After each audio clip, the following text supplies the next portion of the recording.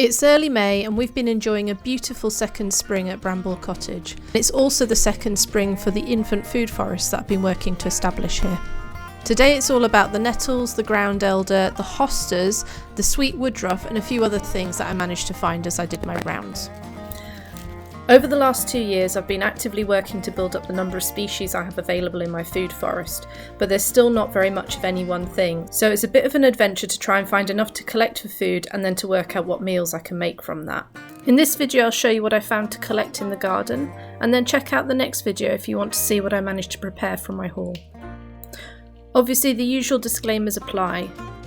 I'm confident about my plant knowledge, but if you're new to foraging then follow these simple rules. Know your plants and be aware of any potentially toxic lookalikes. Know the parts and preparation. What do you need to do to make the plant safe?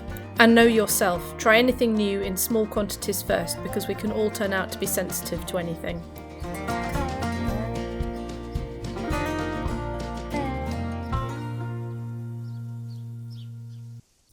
Let's begin by looking for some plants that will add chomp to any dinner plate. That is, plants that you can really get your teeth stuck into and that add a feature to a meal, like the meat in the meat and two veg. Now this week, the first and main plant in this category for me is the hosta. It's a fairly new one for me, so I've been experimenting with this one recently. Last year I discovered it's a traditional vegetable in Japan, but the bit that's eaten are the fat early shoots, a little bit like asparagus tips, which makes sense because it's from the same family as asparagus. But what I found last year was that by the time I realised you could use the shoots, they'd already gone over. They come up so fast and then they're instantly gone again. But the whole plant is edible. You can eat the leaves, the flower stalks and the flowers themselves, so long as they haven't become too bitter or fibrous. So I really want to find ways to expand on just the traditional shoots and see what else can be eaten from this. So this one is an established chomp vegetable for me. The shoots are really delicious. They taste a bit like asparagus, but actually more like pea shoots to me. They're just a fantastic all-round perennial vegetable. I have a sense already that different hosta stands develop different flavours, and maybe they vary through time as well. I really like these golden ones because they seem to have very mild, soft leaves, so I don't actually think they will get particularly fibrous, but we'll find out. So now, having established hosta shoots as a firm favourite vegetable in the household, the real chomp of the thing, I want to do some experiments with the leaves and leaf stalks. To do two things. One, to try them and see what they're like. Do they become too fibrous? Can I use them as food wraps to add a nice bit of crunch to another meal? Will they store well in the fridge? By picking them, want to see if it's possible to stimulate new shoots to come. Some people say you can cut the whole hosta patch down and then get a second crop, so I'm interested to explore that and see what happens. I'll be trying these out as part of some kind of meal in the next video. My next chomp candidate is another one that's new to me. I mean, it's a plant that I've known for a long time. It's Leucanthemum vulgare, or oxeye daisy. But I didn't know that most parts of this plant are edible, and not just edible, it's got a really interesting sort of zingy flavour, a little bit like chrysanthemum, that can just add a touch of interest to any salad. I'm going to be trying out the flower buds today because I've seen recipes suggesting these can make a really nice caper alternative. I don't have much, so this is an experiment using the smallest jar I could find.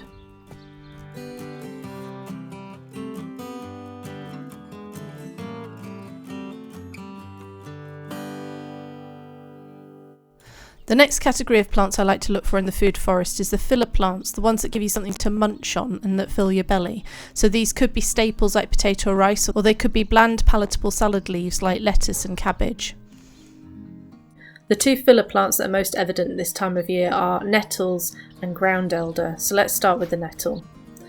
Because it's already almost too late, I'm not going to use these to make a meal just yet, but I'm going to go around and pick as many of the nettle tops as I can and steam them so that I can put them in the freezer for a nettle soup later on, but that will also just help stop the nettles from bolting and going to seed too fast, and hopefully then I can get another crop out of them fairly soon after.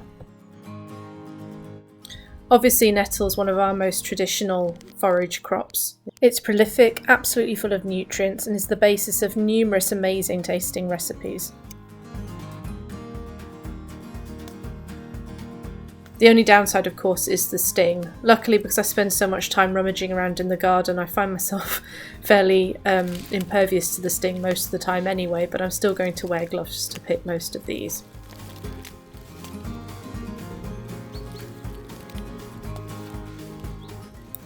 A shout out to the forager chef who recommended a classic nettle soup recipe which involves steaming the nettles first in order to preserve colour and flavour. So that's what I'm going to be doing in the next video.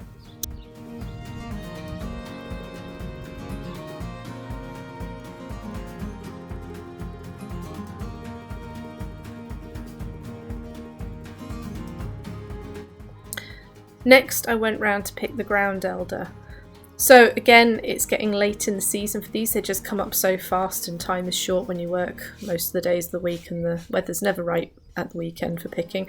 But anyway, we've still got some of these shinier young leaves dotted around, so all of the ground elder is still currently edible. You should never eat it after it's flowered. The best parts of these young shiny leaves, when they've still got that, they have a nice parsley or celery-like flavour. So I'm going to try and pick just the shiny ones for this week because I can, but in future I might go around and pick some of the older ones as well. I'm going to be using these to make a cuckoo, which is like a baked frittata with eggs, and I can cover that in a future video if there's interest.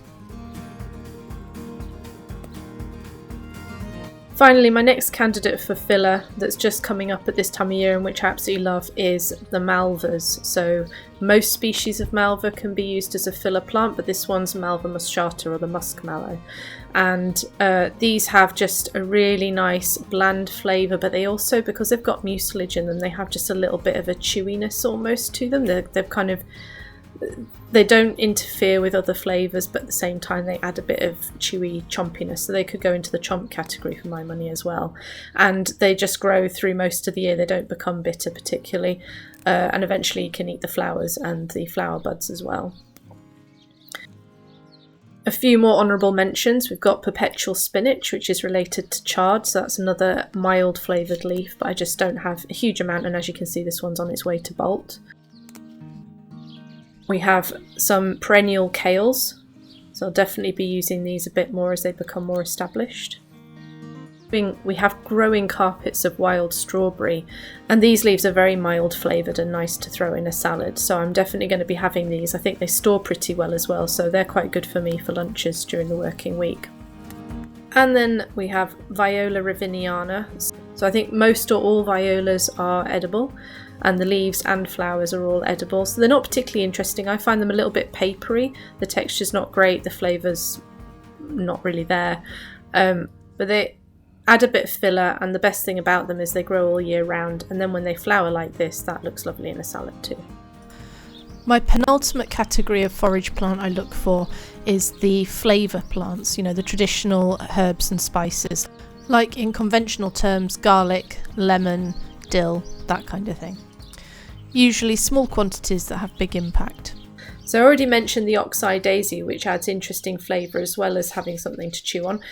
But I also have a selection of other plants that are coming up at this time of year that will add flavour. So first of all, two different types of sorrel, the bloody vein sorrel, Rumex sanguineus, or the garden sorrel, which is Rumex acetosa. Then some peppermint, lovage, which I absolutely adore the smell of. Everyone says it smells like celery. I think it smells like cardamom. It's gorgeous and it will add flavour to any dish it's added to. Lemon balm, Melissa officinalis. Fennel. I don't have very much fennel yet, as you can see, but just one leaf of this will cheer up anything. Chive, again, very little chive established so far, but I'm going to be working on that this year, spread them out a bit. I need the chive towards my food wrap idea a bit later, so I'm just picking a small number of the longest stems of these that I can find so far. So that was a small selection of flavourful plants I have in the garden so far, but the real star of the show right now is the Galium odoratum, or sweet woodruff. These just smell gorgeous when they start to dry. They contain coumarins, which create the smell of newly mown hay. And there's a German drink called My Bowl of My Wine, which is traditionally made for May Day each year, and so I try to make this every year if I can.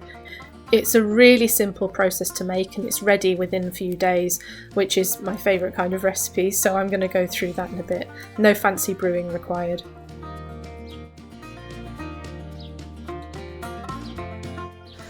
My final category of food forest forage plants is the curiosity plants.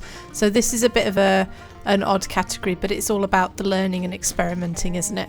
So this is a category for anything that's new or odd or that I'm experimenting with.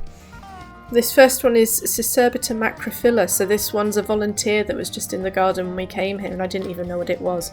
Having identified it last year, I'm now interested to try it because, like the sow thistles, it is a traditional edible wild plant.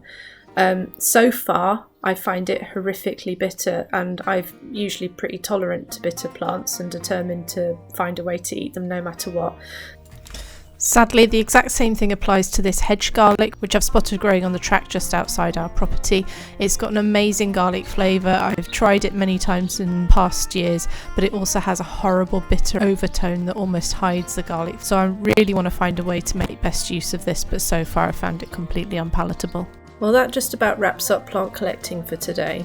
But join me in the next video where I'll be doing some hosta and daisy experiments, steaming my nettles and infusing my sweet woodruff to make a delicious spring wine.